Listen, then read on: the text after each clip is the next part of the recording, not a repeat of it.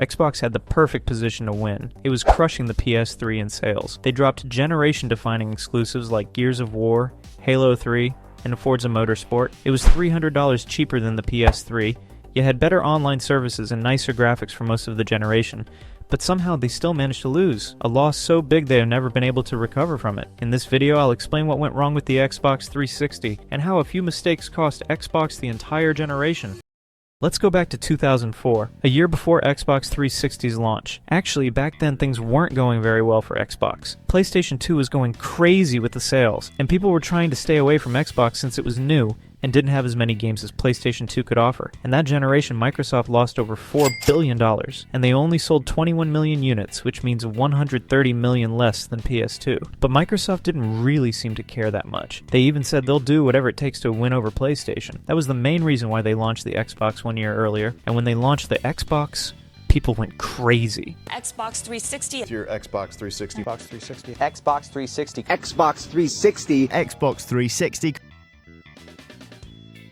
Because it was a true next generation. It promised features like a perfect Xbox Live integration, which was an improvement from the original Xbox, ahead-of-time graphics, some upcoming games like Halo 3 and Gears of War. These things might seem normal today, but back then it was revolutionary. In just a year they sold over 6 million units worldwide, and everybody was happy until some things started to shade.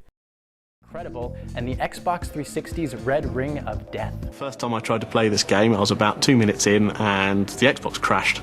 Yeah, Red Ring of Death. If you were a subscriber of my channel, you would know that I already made 6 shorts videos about Red Ring of Death. It kind of has a special place for me, because I also had that issue. But anyways, for those who don't know what Red Ring of Death is, it was a chronic failure in the early Xbox 360 models. It happened because of poor cooling and bad design. If your console overheated, it would crash, and when you tried to turn it back on, instead of working, 3 of the LEDs would turn red. That's why it was called the Red Ring of Death. This became one of the biggest reasons Xbox started to lose, though it wasn't the only one. Reports showed that almost 35% of early models had this failure, which meant there was a high chance you'd experience it. The worst part is Microsoft kinda knew what was happening and still waited 2 years to act. While people's consoles were dying, they called the failure within normal range, even though engineers knew the real rates. If you had a console with Red Ring of Death, your only official option was sending it back to Xbox for repair and paying for it, or buying another console, with the same risk. And finally, 2 years later, after lawsuits started, Microsoft finally extended the warranty to 3 years specifically for Red Ring of Death, and by late 2008, they released another Xbox revision, named Jasper, which mostly solved the issue. But if you look at the dates, that's nearly 3 years without a proper solution. And the Red Ring was just the beginning of Xbox's bigger downfall. Another problem was Xbox 360 only focused on certain countries, and in total they launched in 36 countries, which might seem high, but its competitor PS3 was launched in over 70 countries, which gave Sony a higher chance to be popular. And another thing is, Xbox was somewhat able to replace many consoles quickly in the USA, Canada, and the UK, but when it came to countries like Germany, France, and some other European countries, each replacement took 7 to 8 weeks on average, and sometimes even more than that. And remember, Xbox was a new shot for many gamers because PlayStation had already proved itself with its last 2 consoles. And when the Red Ring of Death happened, people started losing trust in Microsoft.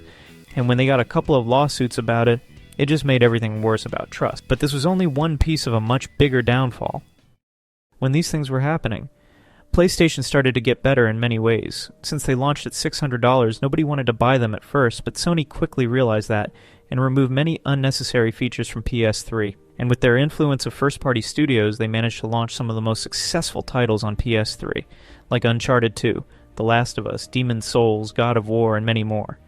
And then they dropped the price to $300. So many players who didn't want to deal with Red Ring of Death anymore quickly switched to PlayStation 3, especially in Europe. Even though Xbox had the more exclusive games in early years with better graphics, later they started to slow down on publishing more IPS if we compare with PlayStation 3, which also gave people another reason to switch. And not only was PS3 cheaper, it also had free online play. Meanwhile, Xbox charged $8 for Live Gold just to play online and access some features. It might not seem a lot at first, but if you keep the console for 5 years, you would end up spending a full console price, if it can survive though. So lack of exclusives and paid online also played a huge role in downfall. Even though it has a little space, we should also talk about Xbox Kinect. If you don't know what it is, let me explain real quick. Kinect is basically a device that tracked your moves and voice, and the game would detect it and mirror it there. It was actually a very nice idea back then, which meant a family could have some great time at home, instead of going somewhere in real life. Xbox launched some nice games for it like Kinect Sports and Dance Central. The device itself also sold over 24 million units, which was another huge success for the Xbox brand, but since I included it in the downfall, you guys might realize that it wasn't anywhere near perfect, because the Kinect device had lots of problems. Out of more than 130 games, maybe only 5 to 6 were actually worth playing, because the rest of them were just cash grabbers with extremely bad motion tracking. Some say they just tried to copy Nintendo's Wii, and when you compare Kinect Sports to Wii Sports, it just wasn't even close. And don't forget, Xbox never had a fan base for Kinect gamers. Hardcore fans wanted Halo, not dancing Darth Vader. So they wasted lots of resources on these games, while Sony was firing out great titles. They later made another product called Kinect 2.0 and tried to bundle it with Xbox One at launch. But guess what happened? It crushed the Xbox One sales because it raised the price by $100, and nobody was really interested in that device anymore. So within a year, Microsoft unbundled it and moved on, but by then the damage was done, and Kinect had become a mistake that haunted the brand. So yeah, even though it had all those flaws, it's officially the most sold Xbox console ever.